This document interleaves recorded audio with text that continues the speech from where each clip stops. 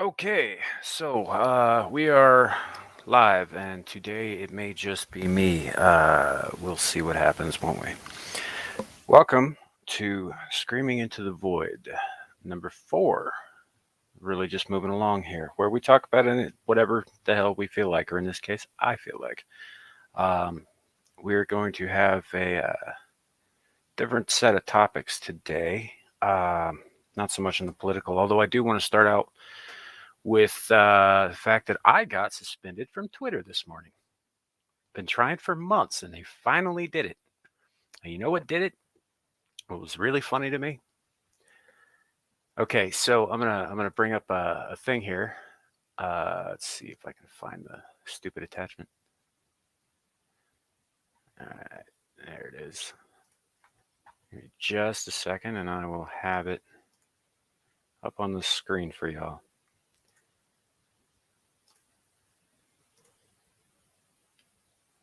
So this was something I ran across, and no shade at Beckett Adams there, because I think he's with me on this. But a group called Shutdown DC has put out bounties on several of the justices of the Supreme Court. That's okay, but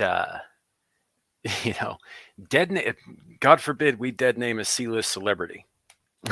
you know, so that's what got me banned. Was I dead named a C-list celebrity because I'm not playing that game. That's I have no reason to involve myself in the mass delusions of a very small portion of our population. So, but that said, yeah, I mean, it wasn't. It's not a full ban. It's just a suspension, and I think it comes up the end of it comes up here in a couple hours. Yeah, in about 4 hours. They'll probably want me to delete the thing, and I haven't decided whether or not I'm going to play ball on that because, I mean, if this is okay, I don't see how I did anything that was terribly wrong, but it is what it is. So, but that was just a fun fact for everybody. I just thought that was kind of funny. Been trying real hard to get banned since I got on the stupid app. So, but that is not the topic today. That's just something I felt like sharing with y'all because I got a chuckle out of it, and I don't see why you shouldn't either. So, Maesterchow will not be joining us today. He has work obligations elsewhere, so he will be. So it's just me for now. Except I think Ozzy, I did send you the link in an email. You're more than welcome to come on and join. I think this is a topic that you might enjoy. Otherwise, I'm just gonna, keep talking, and we'll see what happens. All right. So, yeah, you know me, Samuel the Infamous. This is where you find me. Blah blah blah. Introduction's over. One of the things that fascinates me is the idea of the cosmos. Y'all might have noticed I've been using regularly a quote from H.P. Lovecraft as my thumbnail for these. One that I think is somewhat fitting, and yeah, I like the idea of the cosmos. Now, my outlook on it is not quite as bleak and terrified like a little rabbit as his, but it is what it is. Says to be bitter is to attribute intent and personality to the formless, infinite, unchanging, and unchangeable void.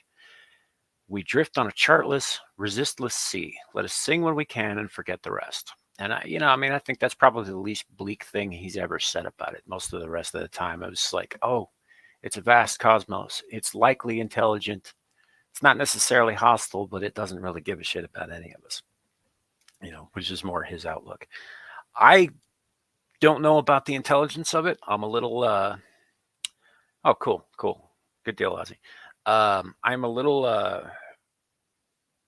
shaky on that myself. I'm not in the camp of necessarily intelligent design or creation. creator, but I don't necessarily buy that, the Big Bang was a thing. And I don't necessarily think that either of those theories are mutually exclusive either. As my mother has said, and others have said, um, if there is a creator, an overarching deity that made everything, right, he'd have to be a scientist. Otherwise, the laws of physics and reality in the universe and everything that we know are a thing, at least in our corner of the universe, would be meaningless. You know, there'd be no order to anything. And I'm not necessarily buying that this is the case, but it makes more sense to me that, say, if there was an overarching creator, he would use something like a Big Bang to kickstart the universe. You know, it just seems like, why not use the tools that you have at hand? If we have evidence of a Big Bang, there's, but everything is almost too ordered to be random, then why would a cosmic scientist, if you will, not use the tools at his disposal? That's why I'm not 100% sold on the theory of evolution, um, but I am also not necessarily against it in more measured terms. Hello. It's more of a, like, if say evolution is a thing, and again, there are enough holes in that theory and enough holes in the timeline that I don't necessarily think it's 100% accurate. But it would make sense to me that, say, if a creator, so for instance, take the Christian Bible. The Christian Bible says that God created the universe in 7 days. It also, while not explicitly stating exactly how long a day is to a God, makes it clear that a day to a God is not the same as a day to a man, by orders of magnitude. So that gives them a lot of time to play with, and as we know, evolution relies on time. So, why wouldn't again, you use the tools at your disposal? There's no reason that a creator or a God or something like that would take would just like snap his fingers and magically everything comes into existence. Why not build it from the ground up? Evolve it a little bit, a step at a time, until you get to where you want to do. Much in the same way that a sculptor would take the like a block of clay, right, and mold it a bit at a time into a shape that more resembles, say, a woman or a flower, or whatnot. Um, I don't know, but I don't really know if that's the case exactly. I think it does require some belief. I think Einstein was correct. What he actually said was, and he was referring to religion here, and I don't like the word religion in this case, but he said science without religion is lame. And I'm sure you've heard this before. Religion without science is blind. And we touched on this last week with Mandatory, where one cannot operate at its full capacity without the other. Like, they need each other. They complement each other. I mean, what's a hypothesis if not a leap of faith, or at least the beginning of one? It doesn't necessarily mean, I'm not referring to religion in this instance. I'm not referring to, belief in a higher power. Just, spinning some wheels, throwing some ideas out there. I don't know that one can exist fully without the other. Because I don't see faith as faith and belief not necessarily the same thing. Faith is like a sustaining force. I mean, you can believe in something and not be a fan of it, and not place your faith in it. I mean, for instance, I'm a pagan and a polytheist. I believe in the gods. I don't worship any of them. I think they're all dicks. Without exception.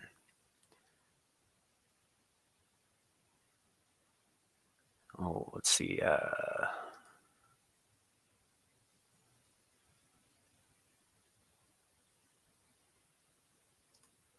Well, I mean, I'm more than welcome to talk. This is just like the beginning of the conversation here, too. Just a couple of things in terms of theory that I was going to go over today. And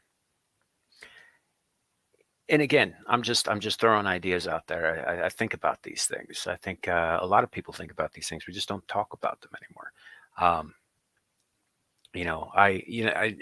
I've read and researched and done all kinds of stuff throughout my life. I ended up where I am, probably much the same way that you did. It just seemed the most logical to me. Um, but things are as they are. We know they are as they are.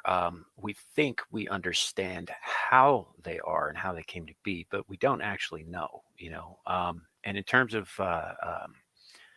like what happens after, a lot of faiths, a lot of religions are very big on the idea of an afterlife, with the sole exception of atheism. If there is such a thing, none of us can agree on it, and none of us know for sure what that would look like, um, because none of us have been there and back. Not really.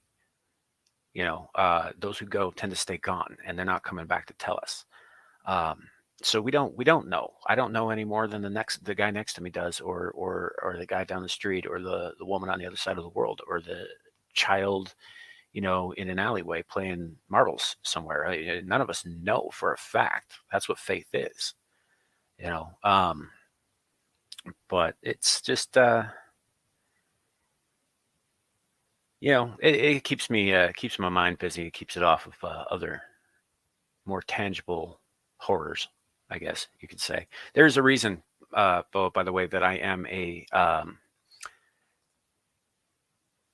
big fan of Lovecraft and of cosmic horror in general. It's because I like the bleakness of it. It's almost comforting to me.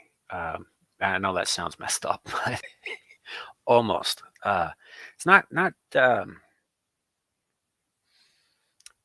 how to put this.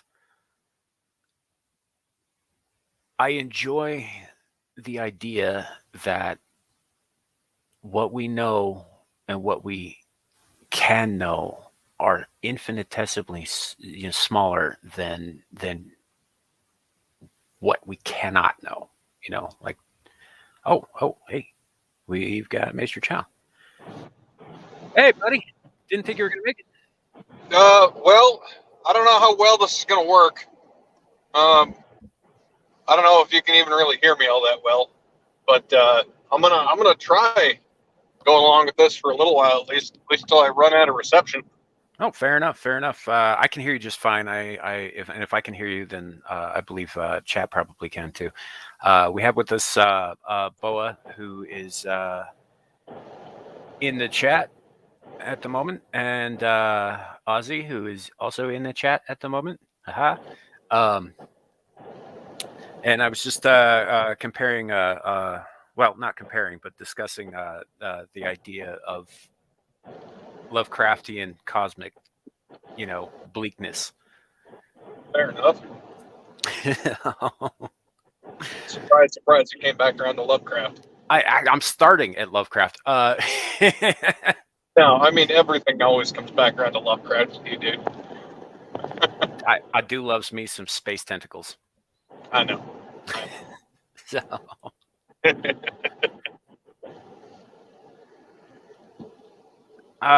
Yeah. Boa, actually, I believe I sent the link to your Proton mail. Check that. And I will double check myself. Okay. I got you here. Yeah. So we are. Now, did you want me to post it in the chat? Because you can get into it through your email. The link should bring you right to us.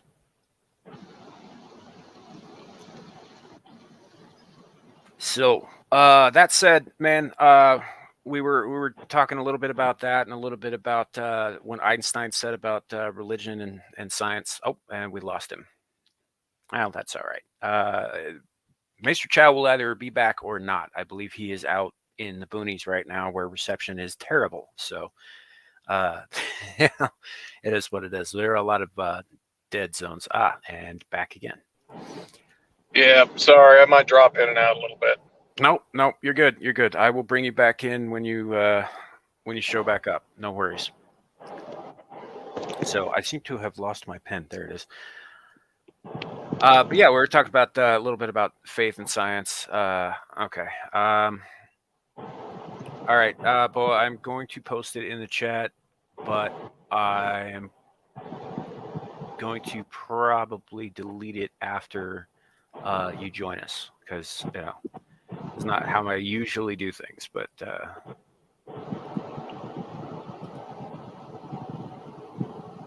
all right.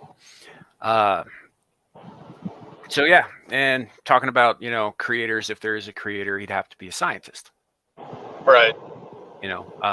And you know that I'm not 100% sold on there being a creator, but if there is one, it doesn't make any sense. Like the argument between Big Bang, like random chance, and intelligent design. I don't see how one happens without the other. No, fair enough. Hey, can you hear that roaring noise in the background over here? Yeah, a little bit. Okay, shit. No, it's good. It's not that disruptive. That sounds like traffic. Well, I had to crack a window. It's a little hot in the truck. Yeah. All right. We are welcoming today Boa Omega, who is pretty well known to me. Worked on we're over on the Exiled Lioness stream. I think you're muted, Boa. Yep. I've been we're married conditioner. Hope that's not loud. Speaking of above up tonight. Celsius. About 90 current height. Hot. Oh, fair enough. Welcome in, Maesterchow, Boa Maesterchow. Chat, Boa. Let's go. So we're talking about now. I've lost my place. I have my notes in front of me, and I cannot make heads or tails of them. Lovecraft. Yes. What's something about Einstein? Oh yeah. So we had covered that. Talked a little bit about how he had said some things about religion is lame without science, or is blind without science. Science is lame without religion. Now there was a letter that came to light here a little while ago where he disparaged on religious beliefs as childish superstitions. Said I don't know, for about 50 years it was hidden away in a public or in a private collection or something like that. And he does disparage that, but he also didn't particularly care for people on the other side using his statement to support their arguments. I think he, like I myself, was more somewhere in the middle in terms of, how that goes. I don't think he was necessarily, because he wasn't. He was Jewish, but he wasn't a practicing Jew. Right. And so, yeah. When it comes to things like science and religion, and honestly, just to put my 2 cents in on this, because I don't know how long we're going to have. I believe you cannot have one without the other. Quite truthfully, I think there is a creator and there is intelligence. And I think there's also evolution and scientific, progress that we make constantly. And that's actually what fascinated me with the alchemists in the Middle Ages, because that was one place where science and religion had to see eye to eye no matter what. Yeah. So so I can kind of understand Albert's position. I'm not a super practicing believer. I'm definitely more of a believer than, say you are, Sam, but we've been talking about that ad nauseum. Right. Well, it's like, and I had mentioned before, I do believe in gods. I just don't like them. Right. Well, that's all right. I don't think they like you much either. So. Well, they shouldn't. Not after all the stuff I've said about their mothers. Right. I can go Doug Adams. There's a man. Some good about religion. Because the gods, they're a little busy. They have some explaining to do. Turned out they were born after you were created, That's what they before, as they have claimed. So they're busy dealing with that and not able to deal with the answers. Nature of reality. Okay. Well- Though Thor Well- does make a very special appearance in the sixth book, right after his passing. And another thing. It's a good book. It's all the flavor, Douglas Adams. Only Douglas is Douglas, and nobody else could be him. That's it aside. But yeah, looking for a god to worship, and if Thor would do the job. Hey, Steph, is there any way you can turn his audio output up a little bit? I'm having a rough time hearing him. Did you catch that, Boa? Yeah. See.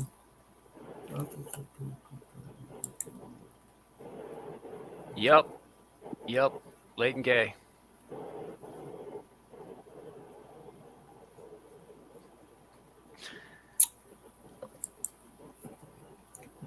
So, but yeah, I don't know. It is what it is. I like the idea of there being intelligences greater than us, but I don't like the idea of them necessarily being in charge of us. I don't know. Does that make any sense? Yeah. Yeah, not a fan of the gods. Now, this is just like kind of a tangential thing. It's not set, in stone. Like I said earlier, I don't know any better than the next guy does. I'm guessing just like everybody else. But I do believe a few things. We're not going to get too deep into that because I'm more interested in the today anyway in the nature of the cosmos and the role that maybe faith plays into it. Now, have you guys ever read a book by a woman named Madeleine L'Engle called A Wrinkle in Time? Yes. Okay, so Sequels too. oh yeah, no, it's an excellent series. The thing that she talks about in terms of because she brings up faith. Faith is a theme throughout those books, particularly in the beginning, and then again later in the end. But not so much in Arm of the Starfish. That was more of a spy thriller. But her idea of say interstellar travel. The first time I ever heard the word tesseract was in A Wrinkle in Time, and as it's described by, I believe, Mrs. Who in that book, she takes her apron and she takes one corner of it and the other corner of it, and each one represents a point in space, and she folds the apron to bring them together, and that is essentially a very dumbed down version of what a tesseract is. Now, her version of that did not require any kind of external apparatus like a ship or a device or anything like that. It was all internal. It was all in the mind and in the heart and the soul. And I like the idea of that. And I also, when it gets right down to it, you mentioned Douglas Adams, Boa. I'm going to quote him real quick. Space is big. Really big. Yeah, you just won't believe how vastly, hugely, mind-bogglingly big it is. I mean, you may think it's a long way down the road to the chemists, but that's just peanuts to space. And he's right. It's huge. And if the theory of an ever-expanding universe is correct, and I think that it may be, we will never see the other side of it. It's kind of a sad thought. It is. It is a sad thought. But if you take into account the ideas that L'Engle had regarding tesseract theory, and even getting into more esoteric things like the practice of astral projection, I think that it could be possible, just not with any sort of like physical sciencey technology. You understand what I'm saying? Right. And again, this is all speculation. I don't know for a fact that I could use my mind to fold space. I think that's probably a little outside of my skill set. But, Well, if you're doing enough of the spice melange, I think you'll be all right. Just saying. I mean, either that or I'd explode. Your mind already can have a relation. You perceive the outside of the universe. Galaxies millions and billions of light years away. Yeah, well, that you can conceive of it there, quite the distance they're of between us and it. They're already traveling faster. That's not a material travel.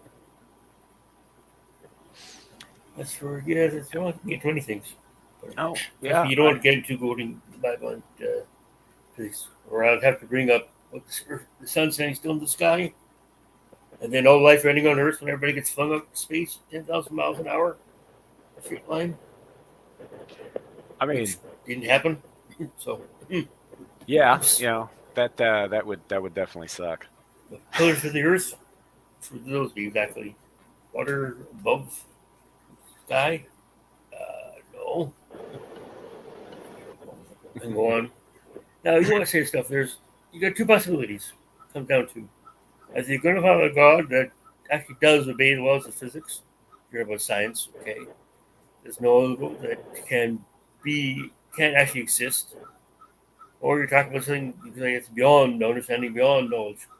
Well, if it's beyond our understanding, then quite simply, there's nothing to discuss. Pick your circle. That's everything we know. Other circle, everything we can know. And beyond that, nothing might be there. Beyond what we can know, there's nothing to be said about it. I It's for religion. I see what you're saying there, Boa. I It do. might exist, but we'll never know about it.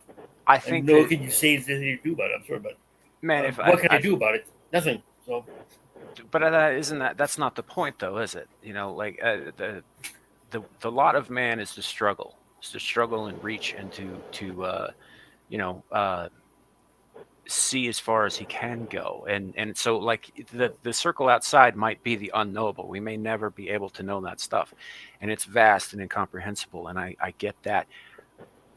But what's the point of anything if we don't try? well, how big is the circle of what we can know? What we do know, what we can know. We don't know that. Sure, And the only way to know that is it's as big as what we know. sure, Keep sure. looking, keep digging into it, and it gets bigger. And much as that can be limited to the things we will never know, that's a terrible thing. So we know Star Trek and Spock in the novel. He appreciates that fact. What does he want most to do? Learn. The truth, the very basic thing, he wants to learn. He's a scientist. He wants to learn more things. Knowing that there's an infinite amount of things to learn, and only finite time to learn it, means he'll never run out of things to learn about. How wonderful! He'll never. The biggest thing you want, I think, most fulfills your soul, if you will, the thing that you'll never run out of. How pitiful would it be that, okay, I want to do something. I want to know all about something. Okay, you've done it. And you still exist. Now what? Well, then you see what's beyond that. I guess, well, what, if you learn all there is to learn about something, there's no more to learn. Okay, so the rest of my life is Well, meaningless. that's the beautiful part about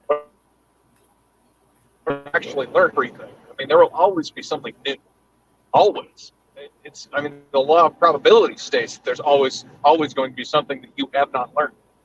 But there's no reason to not continue to push for, deeper understanding and deeper comprehension of everything that you possibly can get your grubby little mitts under. A never-ending feast of knowledge to learn about, study, learn about. See, and that right there, what you just said right there, Boa, the never-ending feast of knowledge, I think that's beautiful. I think that's beautiful, and I think that's something that we should, as a species, strive for. I think that's off the nihilism in racial faces.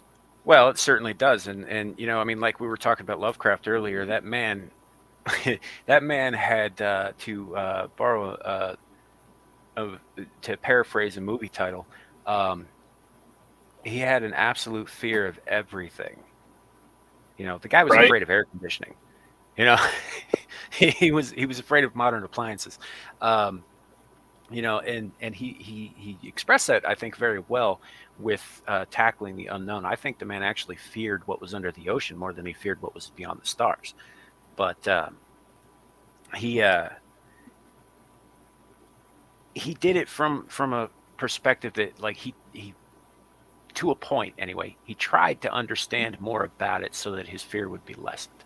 And I think that is a pretty decent-ish microcosmic example of how we all go through life. We don't know something. We fear what we don't know, and the best way to get past that fear is to try and know it.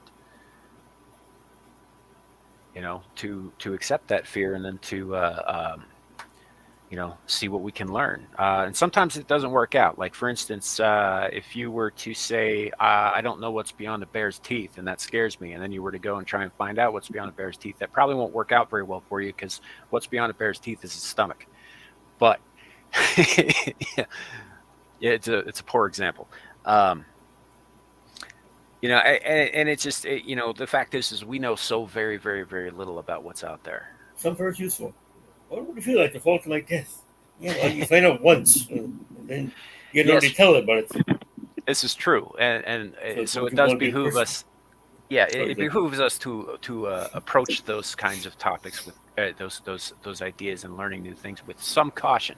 Obviously, you don't want to just wade into lava. Maybe put a stick in it first to see what happens. What would it be like to fall into a black hole? Well, if you ever did find out, could we come back and tell anybody about it? So, as far as you can survive the trip into the black hole, and that size, may be very remarkable, maybe quite remarkable. But sooner or later, it's going to get unlivable. Yeah, I mean, you're going to dead, and you're not going to be able to tell anybody about it. So I don't know what exactly you gain by doing it. Oh, yeah. If I'm dying of cancer, I got incurable cancer, I'm going to die anyways. Then maybe a better way to die than in a hospital bed. Well, maybe. I mean, I've always thought that if I were to come down with something terminal that I knew I couldn't survive, I would go and pick a fight with a bear, because either the bear wins and I don't have to worry about wasting away, or I win, and while I waste away, I've got a great story to tell. It's all kind of a matter of perspective. Yeah. Yeah. I mean, it's that. So I told you, Sam, I've been listening to Star Talk a lot lately. Did you know that jumping into a black hole is Neil deGrasse Tyson's preferred way to die? Because he wants to see what happens. He wants to see if, it's actually spaghettification or whatever as you get close to the singularity. I don't think he's thinking that through, because we know there's a time dilation effect. Yeah, that's true. Because there's it basically there's an information paradox. Yeah, your toes get sucked in, and your head's fully aware of what's happening. Well, that again depends on the size of the black hole. Big enough, the gravitational gradient is not going to be an issue. Like into the hole, after you fall in, the radiation probably running across would roast you alive, anyways. You won't build a time by about it, but okay. I mean, you wouldn't notice it. So they do put out a lot of radiation, so you probably cooked before you ever fell all the way in. But right, the other side of the event horizon gets slow. That matter flooding, fast, hot. Yeah, but to be very, very bright. Right, but wouldn't see the game around. Say, for example, that you could survive something like that, right? Wouldn't it be worth it to find out if the whole thing about white holes being the other end was correct? Yeah, this theory about rotating black holes, so if you could miss the singularity, again, there actually is the singularity. We don't know that. We just know that our mathematics break down the singularity. This means that actually a singularity there.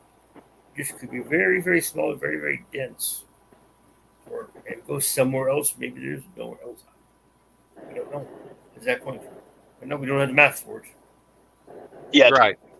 Right. And like death, only those who would have been to the other side would have any idea what happens, and they're not coming back to tell us. Let's have the horror stories. Although I imagine being dead and all, they probably have other things to occupy their time with than relieving our tensions and our fears. Lovecraft, for there are things worse than the death. Such as Marvel's Cancer verse, realm where they she killed death. Many angled ones broke through, took over. and spread every part of that universe to their own foulness. And that's breaking into the main Marvel universe next. Hey, That was a Sam, I'm pretty gonna fun have to story. sign off before I go. Yep, no worries. Okay. Have a nice day.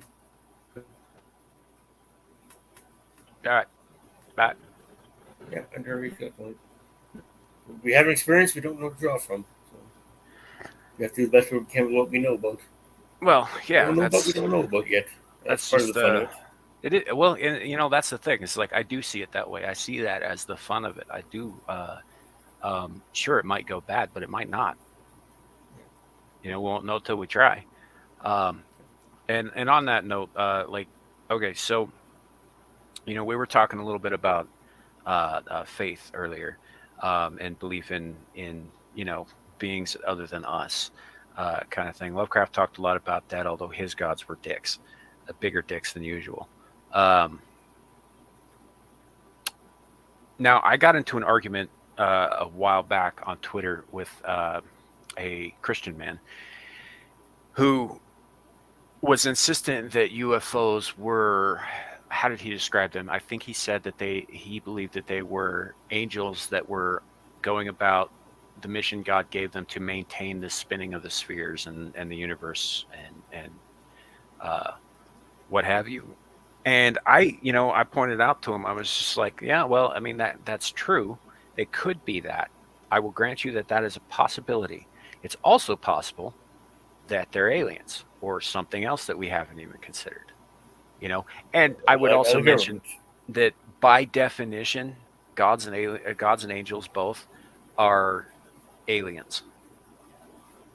I think a good point. Judge in this video I watched today. Defense attorney wants to bring up an issue, but well, wasn't it possible Welcome, for this, Bernie. or isn't it possible this and the other thing was happening? No, I'm not going to let you go there. Well, I think it's my director. No, no. There's no evidence. There's some actual evidence this happened. Is it possible that it wasn't my client who did an act, but some stranger who showed up on site, did the thing, and left? You have some evidence there was somebody else there. No, then you're not bringing it up. Possible these angels do. Yes, maybe it is. Do you have some proof of God's existence? No. Has proof of the existence of angels? No. Well, then you get But into their that. theory, it's not much to go on there. So Then you get into that conundrum, though. Like, obviously, there's no proof of their existence, but there's no proof that they don't exist either. yeah, and that's the So point. All things are possible. All things are possible. Few Sure. probable.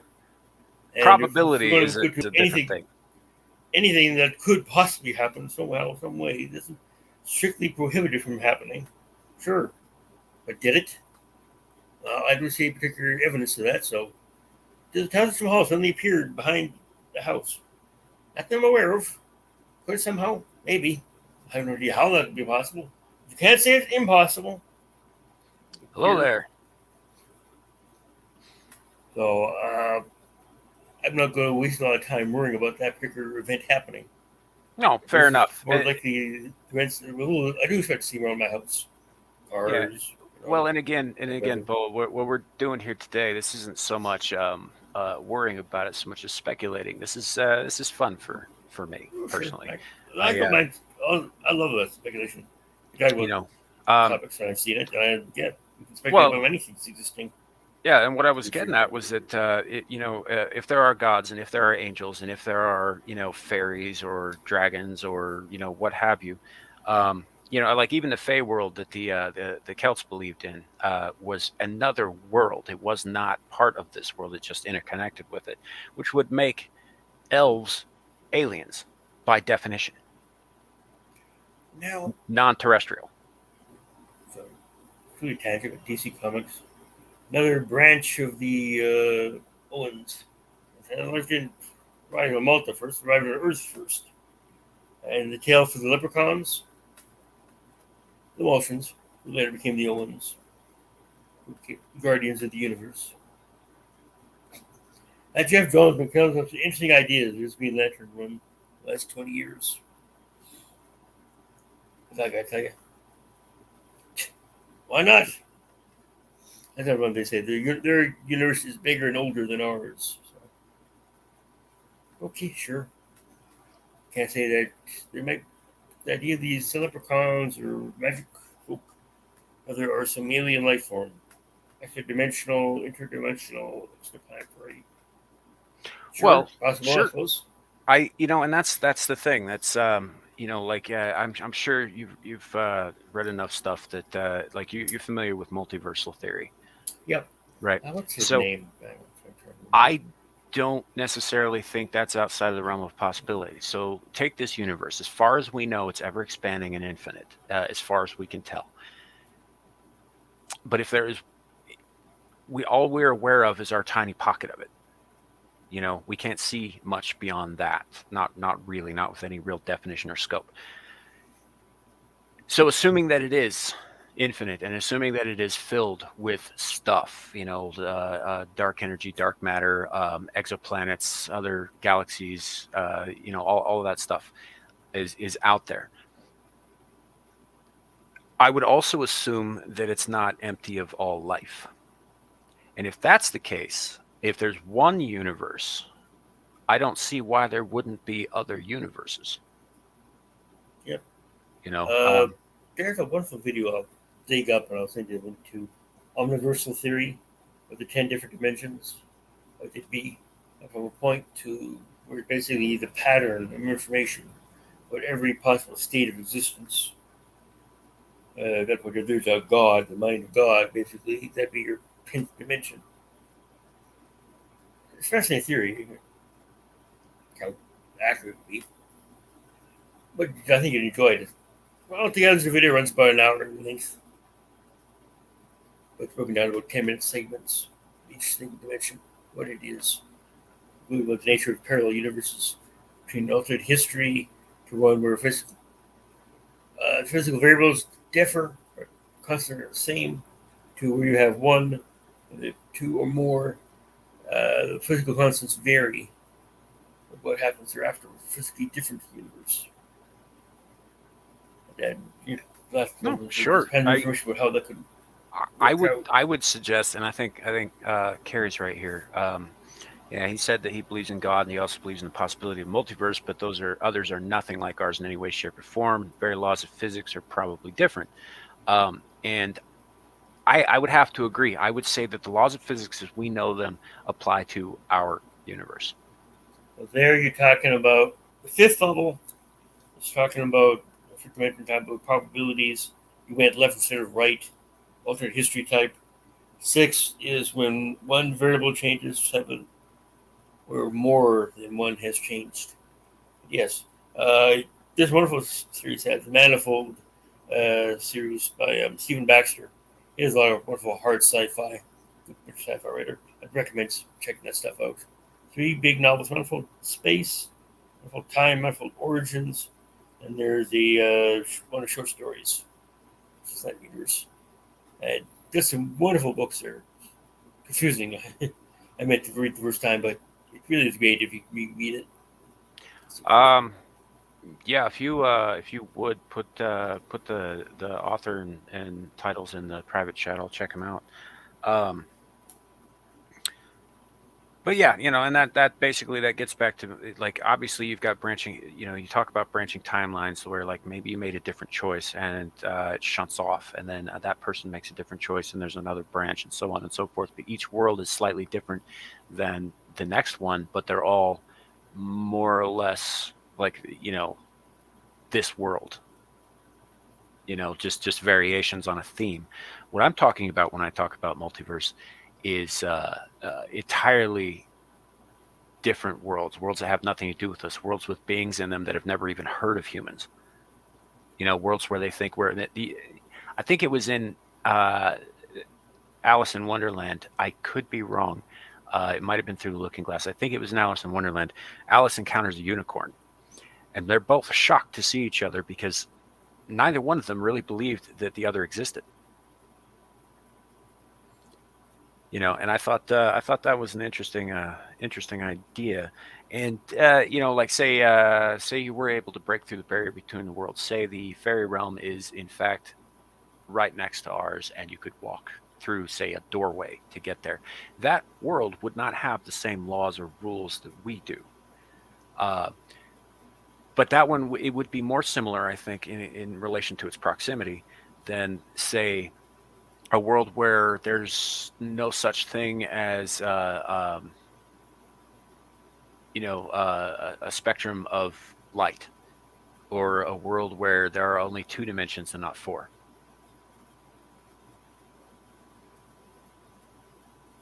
It just, I mean, and the possibilities, like anything you could possibly imagine could possibly exist somewhere, just not here. And I find that idea fascinating. I think that there's some I mean, shit, when I die, if there's a me after I die, and I believe that there is, but if there is a me after I die, I'm gonna go explore, and I'm gonna see as much as I possibly can. Otherwise, what's the point in having all this space?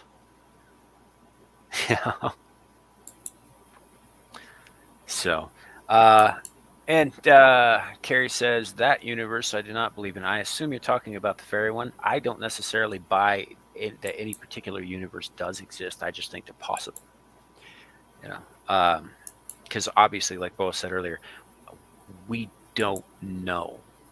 There's no proof in either direction.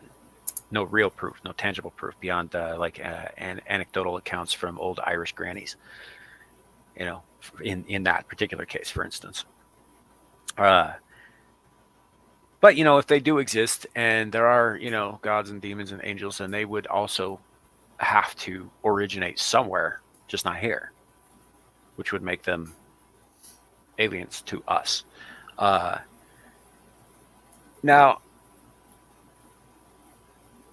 I tell you about Mormons. They do believe that. It just gets weird. Well, weird in the eye of the beholder, but yeah, they do answer some questions. Where does God come from? Okay, he's from a different planet.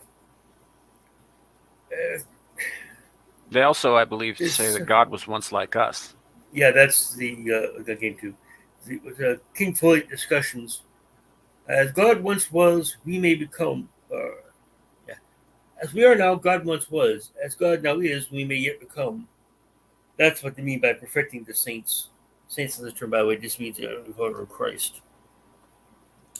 That we had pre-mortal existence. Christ had pre-mortal existence. He was a Holy Ghost. Then he was flesh. And he shall be inheritor and be father of his own heaven, his own race of beings. Mm-hmm. We are on the same path. We shall choose to be.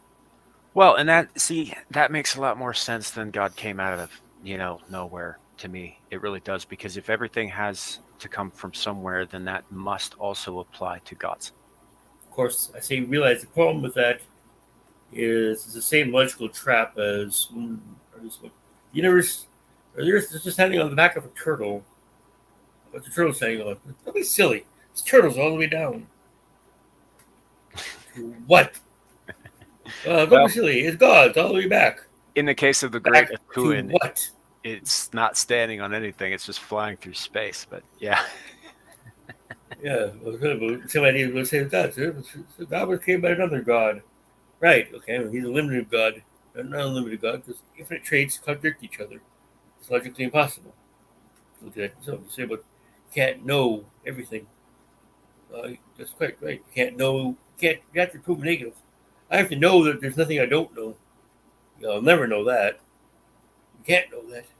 Well, there's something you can't do. Other right goes all-knowing and all-powerful. There's something you don't know, and there's something you can't do. Okay. So you have to stick to a logical God who actually must be bound by limits, logic and reason and physics. Okay, fine. Where's the evidence for this being? If it acts, it must leave a trail. Where is it?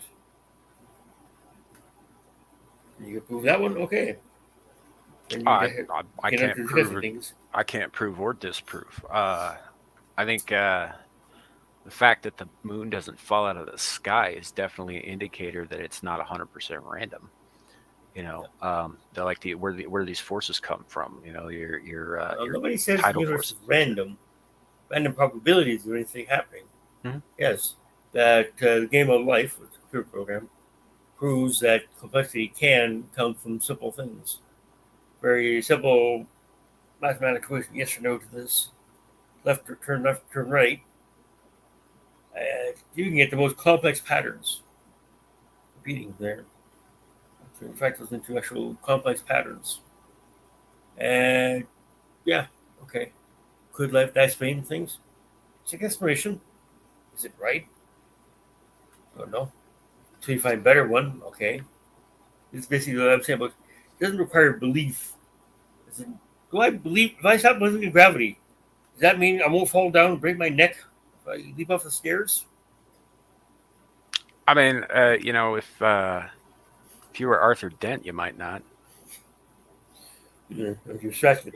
I think that was a big point that they were making when he was learning how to fly. I think it was in the fourth book. He simply had to forget that he was falling.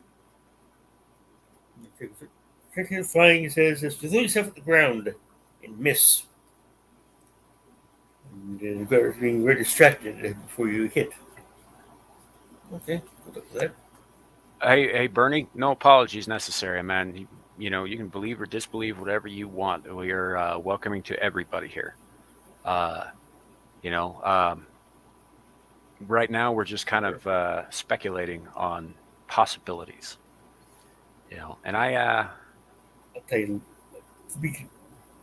there's lots of question in the Bible, but how it doesn't fit with physics or history. How can you have life on Earth before the sun? Okay, that's all the questions. Due to the fact of the history, so-called predictions were written long after the fact, post-dictions. Some of the famous battles wiped out these people and these people came this land. All those people were gone and dead centuries before you claimed to fight a war with them. So, yeah, a lot of that stuff's not to be, it was never meant to be taken altogether, anyways. I think that's probably the best cure to believe in the Bible. Read it a couple times, cover to cover. But that's another.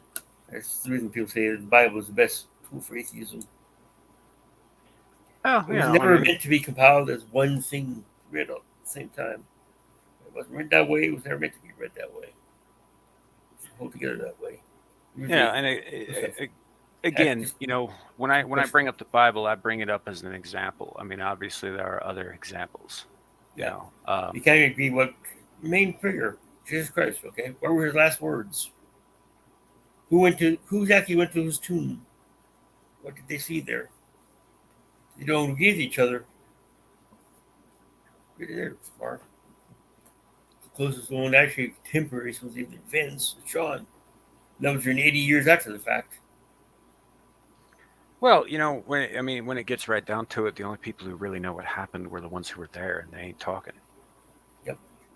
So Some of them wrote down their impressions, sure, but that's not an argument for or against the book. It's just saying that people who supposedly wrote this or copied from people who told events tell different tales. They don't agree with each other in the same book, and they don't agree with each other. yeah, that I think is more of a telephone game kind of thing. I mean, we can see that play out in a kindergarten classroom. It doesn't take that much distance from the original message to alter it drastically, and so a lot of that has to do with POV and what you think you heard and what you think you saw, as opposed to what you saw. Like what is it that I've heard police talk about? If you take any two witnesses who saw the same thing at the same time, and they'll both tell you two different stories. Yeah, I've watched that in Law and Order. This guy witness said he was short and white, curly hair. He was black and bald and tall. He was fat. He was skinny. He was old. He was young. Yeah. So, but yeah, what you saw, what you think you saw, what you're actually looking at. Yeah, I think today we kind of got lost in the weeds. We're a little bit all over the place, but that is okay because so is everything else. Life is messy. Life is messy. Life is messy. Life is struggle. And could there be multiple parallel universes? You asked. It's not impossible. There's no evidence or why you accept it or say that it is. Okay, but same way with nothing you can disprove yet either. Because no law said it couldn't be true. We don't know yet, so okay. There's a bunch of speculation, good fiction. A book called The Way It Wasn't a couple of short stories. Talked about a suicide plague in one world, where they discovered cross-time travel from one universe to another, bringing back artifacts. Lost one world, found another, or one artist lived. Especially didn't die in 76. Was known to have lived and gone on to produce more music. What would those tapes be worth? What would more original Leonardo da Vinci paintings be worth? Or Van Gogh, or, if James Blizzard actually finished their last, they died before finishing their last works. What if they'd lived to finish their works? What would that be worth to you? Well, I mean, in Da Vinci's case, he famously stated that no work of art is ever completed. So, Well, that was in his writing schedule. No, but yes. He was going about deadlines. But if you never heard this one, he says, I used to wait till the deadlines were possible before finishing. Then I began to wait till the deadlines were possible before starting. I talk about how he loves deadlines. He loves the whooshing sound they make as they go flying past. They're getting stuff done. But speculating about this, what was the cause of the suicide plague? Well, for example, a guy just had a very successful night in the casino in Vegas. Went from good bit of money. And then wanders out to the balcony and it jumps off. But then from another world, he would have lost everything. He had a very terrible existence. And something made doing him better. If there's any universe and every possibility could exist, nothing matters. Nothing has any particular meaning. It's just random what universe you have to end up existing in. see, and I think that's why faith is important. Faith, right there. Faith, not necessarily. I'm not talking about like faith in a deity or anything. I'm talking about the actual, faith itself. It doesn't matter. And I've heard, I'm sure you've heard this quoted elsewhere or said elsewhere before, but it does not matter what you have faith in. It does not. As long as you have faith, because faith is the thing that keeps us from going mad at the uselessness of everything. I feel that. I do bring up Stefan Molyneux, this good guy. Yes, he realized that the problem was religion. Okay, I say that. Traditional religions have problems. Yes, they certainly do. So, what I'm saying there can't be accepted in this because this reason or other churches and other, or it's just wrong, or the people practicing it just are terrible about it. Where I just can't accept this point. I can't, for whatever reason, feel comfortable with that. Okay, but it did actually serve a purpose, other than true purpose or perverted purpose, whatever. And aside from the terrible things done in his name, it provided comfort, focus, tradition, a link to the past and to the future. It gave you shelter against life's troubles, against life's problems, by giving you some focus, some hope for something. And you say, okay, religion is bad and terrible. Well, it's my proposition. Okay. And what do you propose to replace it with? Because if you think this is such a terrible structure, you better build something better. You're going to take away from everybody. You're going to kick them out of this church? Okay. And put them where exactly? What do you have to offer that's better than that? That will take the place of that. As I said, he spent 10 years going back to basics, basic principles, to find what is true. What can I create a moral, secular set of ethics that are universal, can apply to everybody at any time? Everybody can agree to live to. Some people are deranged or sick or evil people or don't want to live by it. Fine. The point is, can everybody want to? Can I come to law that says this thing is wrong, this thing is right? Is murder wrong? Well, what is a murder? It's when somebody takes somebody else's life against their wishes. Okay, so can more murder be moral? Can everybody want that? Well, no, because you said murder means taking a life against somebody's wishes. Can everybody not want to be murdered at the same time? I don't want to be killed. You don't want to be killed. Can we not want to kill each other at the same time? Yes, we can. Okay, that works. That's all murder. Theft. Taking property you don't want taken, or somebody else doesn't want taken. And everybody wants to be stolen from. And be stealing at the same time? Obviously not. That's logically nonsense. Can everybody not want their property stolen and hang on to what they have, what they've earned, or bought through their hard-earned money? Yes, everybody can do that. Okay. Your word rape, and you want somebody to violate your rights, to violate your physical being. See, And call that moral? No, No. that's completely wrong. Can That's everybody why I not would want this at the suggest. same time? Yes, everybody can not want that at the same time. Yeah, well, That's that's why moral. I would suggest, man, that and this is reflected in almost every culture and religion and society on Earth on some level. The golden rule is how you build is what you build on. Do unto others as you would have them do unto you. There is some version of that in nearly all philosophies, and there's a reason for that. It's because nobody wants to be treated poorly. So if you treat other people well, in the expectation and hope that they will treat you well. And if everyone applies that logic, you end up with a better world. Now, obviously, that's not how it worked out in practice because human beings are selfish dicks. But some people are not. There are going to be an argument about extreme cases. Yeah, there's a little sick, deranged, unhinged type person who wants to hurt people. Yes, well, fine. That exists. I'm not arguing that point. Sure, I'm not sure. going to say everybody's going to agree to this. That's why it's called universally preferable behavior, not preferred. Right, Some people right. will prefer Well, it. look, bro, I believe, And that's not to get into generally stuff, speaking, when we talk about topics of faith and about society and the building blocks, I try to be more optimistic than I in fact am. My core belief, and this is something that I don't usually say on her stream because it might get her in trouble. It might not too, but is that all of the problems of the world that people suffer, all of them come down to one single common denominator. And I believe Klaus Schwab's with me on this one. People are the problem. People are the common denominator. No more people, no more problems. Nobody care about it. Well, I mean, now Well, I'm not here's a saying common we cold. should do that. This is a about humanity, and you won't have to worry about cancer anymore. Yeah, carry that. Oh, I hope you're referring to the kink shaming thing because what I said was most definitely not a joke. I actually do believe that people are the source of their own problems, and if we remove all the people, now obviously that you end up with an empty, dead world, but also you don't have any of the problems. There's no war, there's no famine, there's no plague, there's no death because everybody's already dead.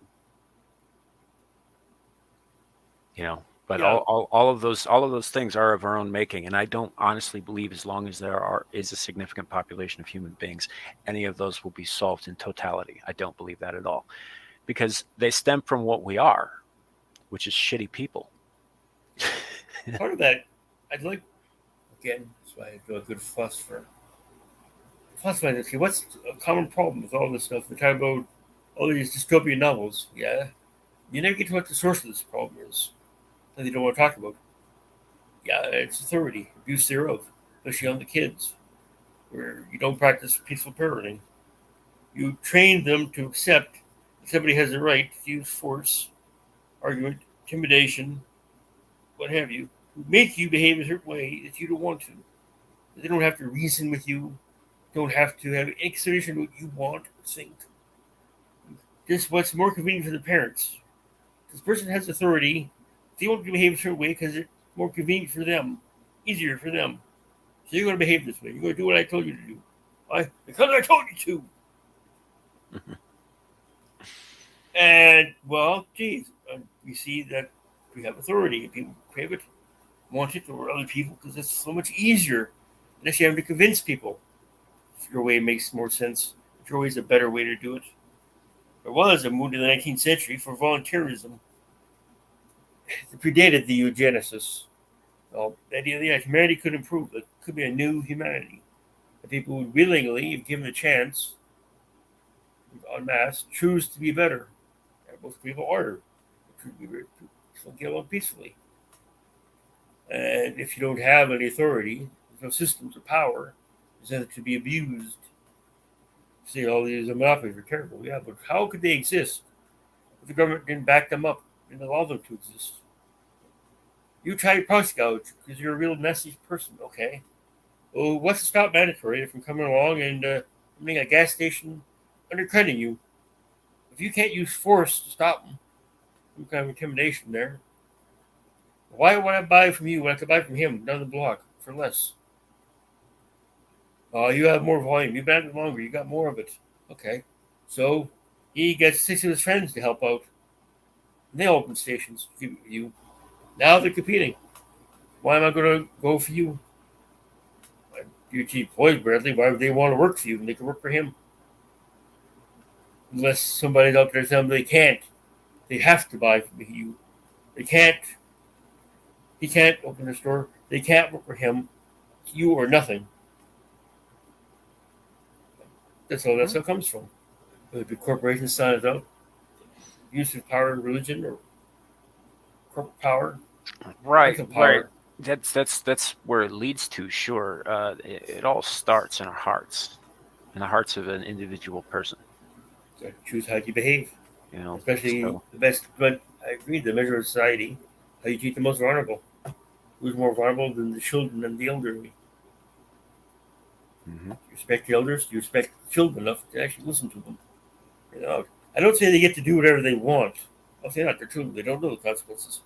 Some things are not good for them. Other things are just your rule. Who says you can't have ice cream before spaghetti? What difference does it make to you? Normal. What difference? If you want to have spaghetti for dinner and ice cream for dessert, or you have the ice cream first, then the spaghetti. Why is that such an issue? Well, I it's not mean, the normal way.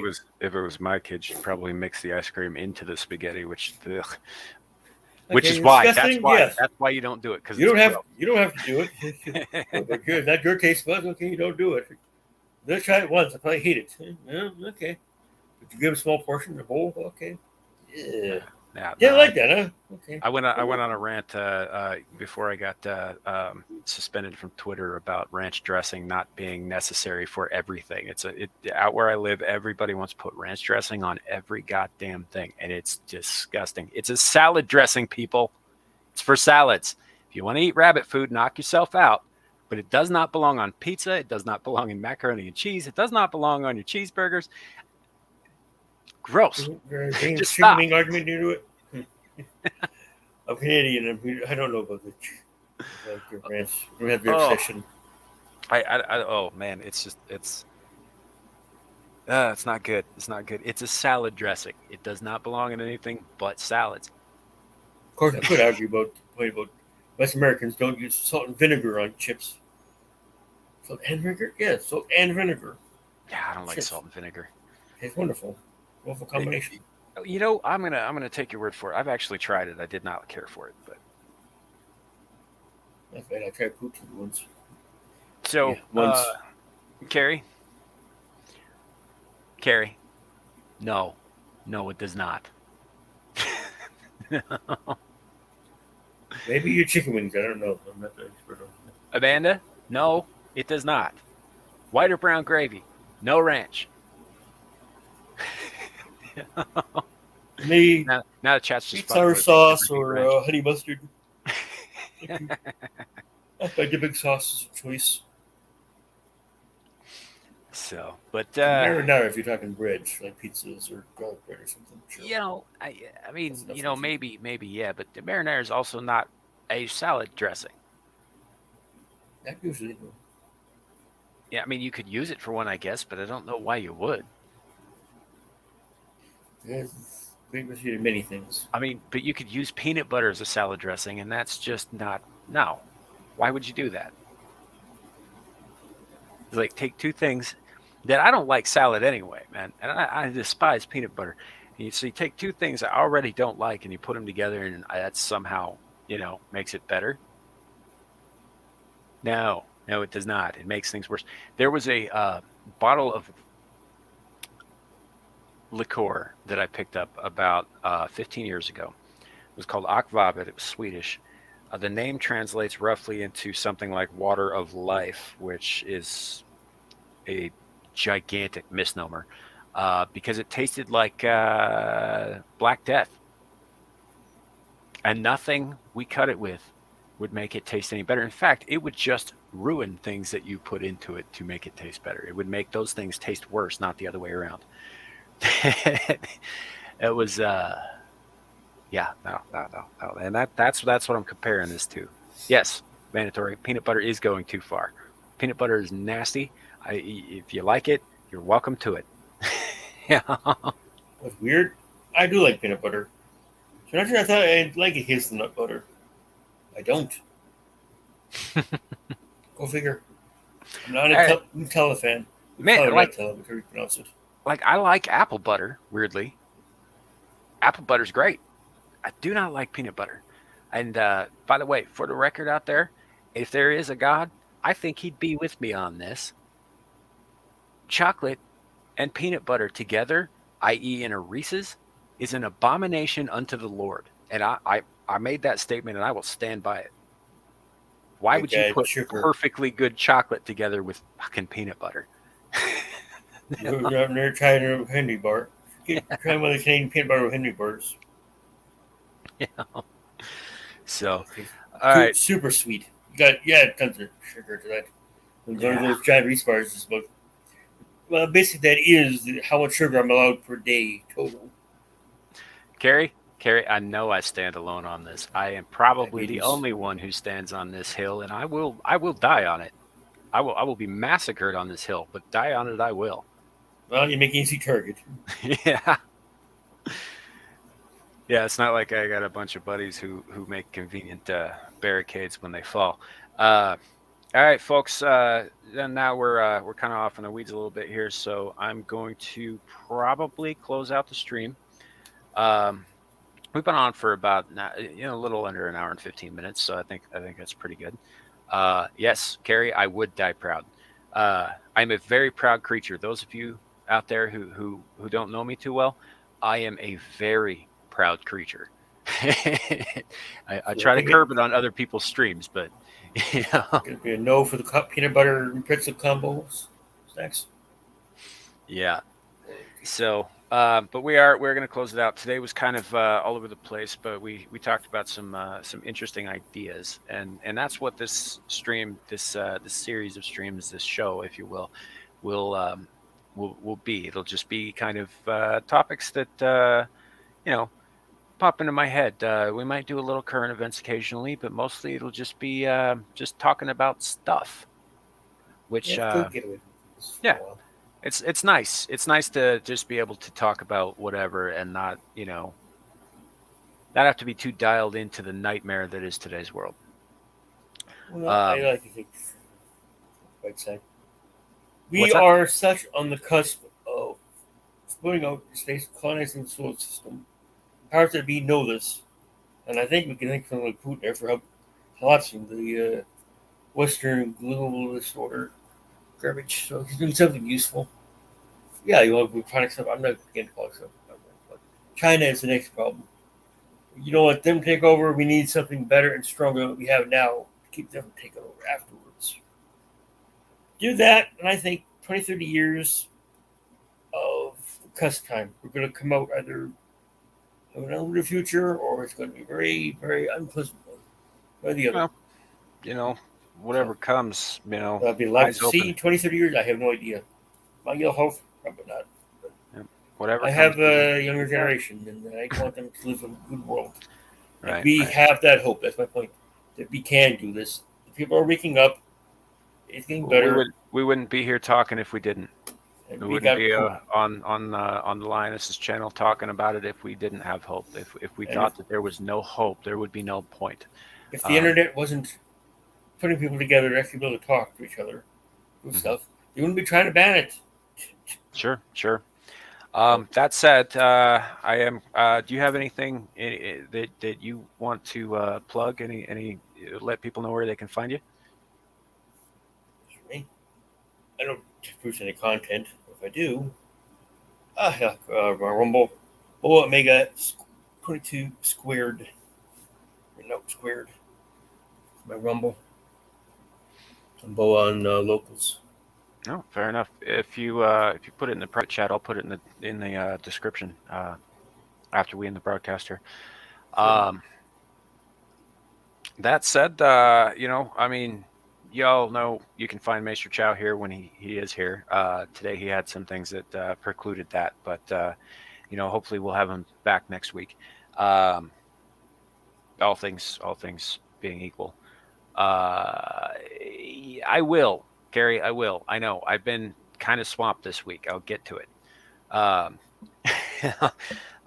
that said, and also I think that's something that Maesterchow is definitely going to be going to need to see. Carrie, I was there. I seen it. Checked for a few minutes. So, but that said, you know where you can find me right here and on the Lioness's channel, Exiled Lioness. For any of you who are not familiar with her, check her out. She's pretty fantastic. And that said, thank you for coming. Thank you for being a part of the conversation, everybody. Thank you to Boa for coming onto the panel and having the conversation. Really appreciate it. You can hit like, subscribe, whatever, or don't. I'm easy. It's free country. And that said, I'm going to close it out with a quote from Good Omens by Terry Pratchett and Neil Gaiman.